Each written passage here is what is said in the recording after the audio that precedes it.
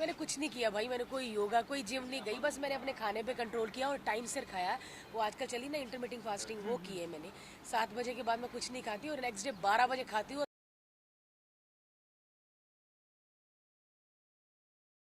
Hello friends, I am doctor Neelam Khandelwal, clinical nutritionist. हमने पिछले videos में इंटरमिटेंट फास्टिंग और ग्रेन के अमाउंट को मॉडिफाई करके डिजीज को कैसे रिवर्स किया जाता है इसको समझने की कोशिश की। इसमें इंटरमिटेंट फास्टिंग का ड्यूरेशन और ग्रेन्स के अमाउंट को कितना कम करना चाहिए या ग्रेन्स को पूरी तरह स्टॉप करना होगा, ये डिपेंड करता है डिजीज की स्टेज पर, ये डिपेंड करता है रेजिस्टेंस पर। बॉडी में ओबेसिटी है, फैट है, लेकिन वो कितना रेजिस्टेंट है। दूसरा, वो डिपेंड करता है पेशेंट की विलिंगनेस पर, और वो डिपेंड करता है पेशेंट की कैपेसिटी पर, उसकी स्टेमिना पर, कि वो कितनी डाइट तक जा सकता है। All the doctors, all the nutritionist and even general population know how the diet should look like.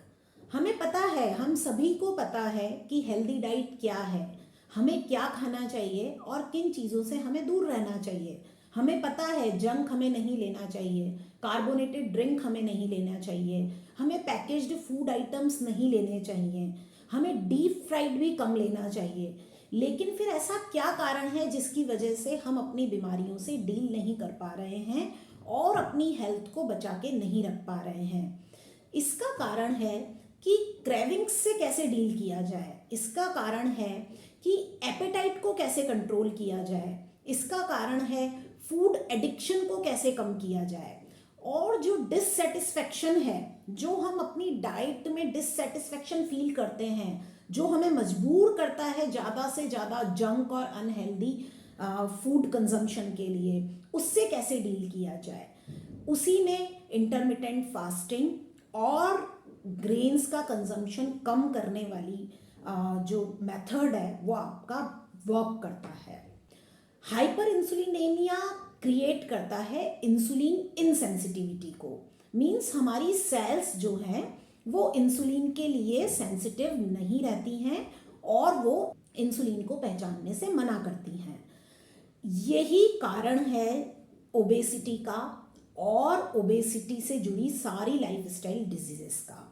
यदि ब्लड में इंसुलिन ज़्यादा होगा तो वो फैट्स को यूज़ करने नहीं देगा, वो बॉडी को फैट बर्निंग नहीं करने देगा, वो फैट स्टोरेज को प्रमोट करेगा। उसका काम है शुगर को यूज़ करना और फैट्स के रूप में कन्वर्ट करना या फिर एनर्जी प्रोड्यूस करवाना।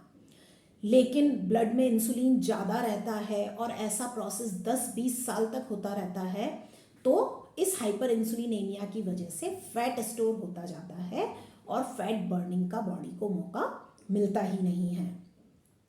इसे रिवर्स करने के लिए जब हम लो कार्बोहाइड्रेट डाइट लेते हैं या फिर हम लो फ्रीक्वेंट डाइट लेते हैं, लेस फ्रीक्वेंट डाइट मीन्स हम दिन में 5-7-8 बार नहीं खाते हैं, दिन में 2 या 3 बार खाते हैं, तो 2-3 बार ही इंसुलिन सिक्रीट होता है। तो जब हम लेस फ्रीक्वेंट डाइट पर जाते हैं, जब हम इंटरमिटेंट फास्टिंग करते हैं और हम लो कार्बोहाइड्रेट डाइट पर जाते हैं, तो हमारी बॉडी, हमारी सेल्स इंसुलिन सेंसिटिविटी को वापस पाती हैं, वापस गेन करती हैं और हमारे ब्लड में जो इंसुलिन का लेवल है वो वापस कम होने लगता है।